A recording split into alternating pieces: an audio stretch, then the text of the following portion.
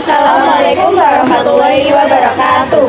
Perkenalkan, kami dari kelompok 8 dari kelas 11 Perhotelan 3. Di sini kami akan mempresentasikan tentang dampak kolonialisme di bidang pendidikan. Sebelumnya, perkenalkan, nama saya Syakira Melia Rahmawati dari absen 32. Perkenalkan, nama saya Adalia Khairunisa dari absen 2. Perkenalkan, nama saya Naraswari Nirbita Prawita dari absen 23. Perkenalkan, nama saya Lydia Kusuma Dewi Saidmi dari absen 13. Tanpa berlama-lama, mari kita lanjut ke presentasinya. Baik, pendidikan mulai dianggap penting saat kebijakan politik etis dilakukan oleh pemerintah kolonial. Perhatian pemerintah kolonial Belanda terhadap pendidikan dikarenakan guna memenuhi kebutuhan tenaga kerja di sektor-sektor swasta dan pemerintahan.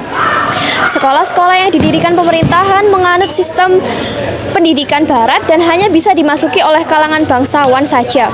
Usaha-usaha yang dilakukan oleh kolonial Belanda dalam bidang pendidikan tidak lain adalah untuk keuntungan pemerintahan Belanda sendiri, yaitu menghasilkan pegawai administrasi Belanda yang murah, terampil, dan terdidik. Selain itu, pemerintah Belanda menyusun kurikulum pendidikannya sendiri. Akibatnya, perkembangan pendidikan dan pengajaran di Indonesia sampai abad ke-19 menunjukkan kecenderungan politik dan kebudayaan.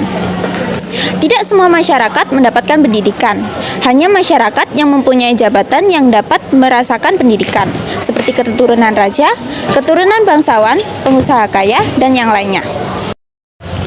Selanjutnya ada contoh sekolah di masa kolonial Belanda. Beberapa contoh sekolah yang didirikan pada masa awal pemerintahan kolonial Belanda yaitu: yang pertama ada Algemene Middelbare School atau singkat sebagai AMS. Kedua ada Meer Uitgebreid Onderwijs atau disingkat MULO. Yang ketiga ada Hollandsche Islandische School yang disingkat sebagai HIS.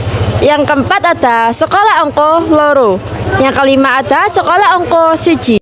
Sedangkan untuk dampak penjajahan bangsa barat di bidang pendidikan antara lain, yang pertama, munculnya golongan-golongan terpelajar di Indonesia. Yang kedua, bangsa Indonesia bisa membaca dan menulis sehingga dapat menjadi tenaga-tenaga kerja di perusahaan Belanda. Dan yang terakhir, bangsa Indonesia menjadi tahu perkembangan yang terjadi di dunia luar. Sekian presentasi dari kelompok kami, kurang lebihnya mohon maaf dan semoga apa yang kelompok kami sampaikan bisa bermanfaat. Wassalamualaikum warahmatullahi wabarakatuh.